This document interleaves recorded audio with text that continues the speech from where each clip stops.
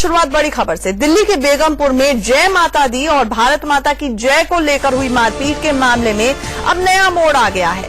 मदरसे के जिन 3 छात्रों ने 5 लड़कों पर पिटाई का आरोप लगाया था, वो लगातार अपने बयान बदल रहे हैं और पुलिस ये कह रही है कि मारपीट नारेबाजी को लेकर नहीं हुई थी, बल्कि खेल खेल में गेंद लगने के बाद लड़कों में मारपीट शुरू हुई थी।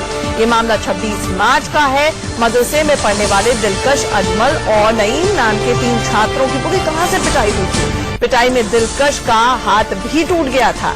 तीनों छात्रों ने पुलिस में मामला दर्ज करवाया था कि वो पार्क में बैठे थे, तभी कुछ लड़के आए और उनसे जय माता दी और भारत माता की जय के नारे लगाने को कहा गया और जब उन्होंने नारे नहीं लगाए तो लाठी डंडों से बुरी तरह से उनकी पिटाई कर दी गई, जिसके बाद पुलिस ने कुछ आरोपियों को हिरासत में भी लिया।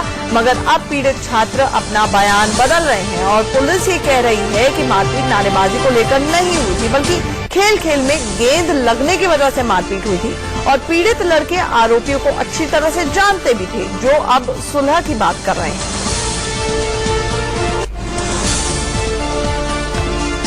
आसवाला पार्क में घूमने गए थे। घूमने के बाद वहाँ सेक्टर 21 में ऐसी झूले के पास बैठने के बाद इसके गाल में एक थप्पड़ मारा।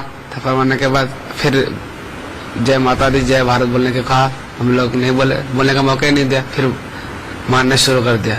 फिर टोपी उपी हम लोग का कहीं और फेंक दिया, पैर से कुचल दिया। फिर कह रहा है जान से मार दो, जल्दी बोलो। फिर इसने में हम लोग बाहर निकले। बाहर निकलने के बाद फिर हाफिज जी को अपने फोन किए, फिर पुलिस को फोन किया। पुलिस फिर फोन आया, फिर पुलिस मुझे संजय गांधी हॉस्पिटल में लगा। वहीं लड़कों की पिटाई के बाद एक बार फिर से विपक्ष के निशाने पर केंद्र सरकार आ गई है। सुनिए क्या कुछ कहना है। जो लोग भी कर रहे हैं, ये मैं मानता हूं कि ये कट्टरपंथी हैं और जानबूझ के कर रहे हैं ताकि मुल्क के माहौल को बिगाड़ा जाए और आने वाले जो 5 राज्यों के चुनाव हैं उसमें वोटों का ध्रुवीकरण हो और उसका लाभ भारतीय जनता पार्टी को मिले। लेकिन मैं समझता हूं कि अब ये बात लोग समझने लगे हैं कि भारत माता जो कहने के लिए जो लोगों को मजबूर कर रहे हैं, सही मानों में वो भारत के बहुत अच्छे सपूत हैं या नागरिक हैं या उनको भारत से प्यार ऐसा नहीं है, बल्कि ये एक राजनीतिक के षड्यंत्र है। मोदी जी का सबका साथ और सबका विकास का नारा यहीं पर ध्वस्त होता नजर आ रहा है। उन लोगों ने जबरदस्ती कर एक माहौल को खराब करने की एक साजिश मुझे लगती है। ऐसे शरारती जो तत्व है उनके खिलाफ सख्त से सख्त कार्रवाई होनी चाहिए और ऐसी सख्त कार्रवाई होनी चाहिए कि दोबारा से इस तरह के वाकयात सामने न आए। आज जरूरत भारत और भारतीयता की जरूर है।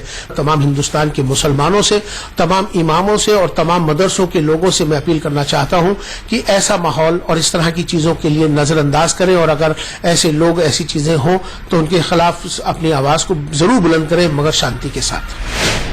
हालांकि केंद्रीय मंत्री मुख्तार अब्बास नकवी ने कहा है कि भारत माता की जय के नारे किसी पर जबरदस्ती नहीं थोपे जाने चाहिए। बात हमें समझने की जरूरत है कि भारत माता की जय या वंदे मातरम कोई फैशन नहीं है। ये हर भारतीय के लिए पैशन है, हर भारतीय का जुनून और जज्बा है। इसलिए इस जुनून और जज्बे को जबरदस्ती किसी के ऊपर थोपा नहीं जा सकता और अगर इस तरह की कहीं कोई घटनाएं होती हैं तो निश्चित तौर से वो दुर्भाग्यपूर्ण है। तो आपने देखा तस्वीरों में ये 3 लड़के जिनकी पिटाई हुई, उनका पहला वर्जन ये आया। उन्होंने कहा कि भारत माता की जय, जय माता दी के नारे लगाने के लिए बोला गया। जब नारे लगाने का वक्त ही नहीं दिया गया, इतनी देर में इनकी पिटाई शुरू कर दी गई।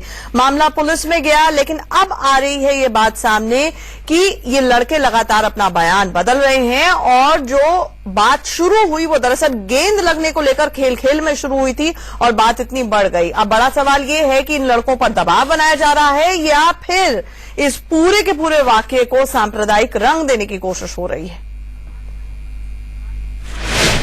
आगे बढ़ते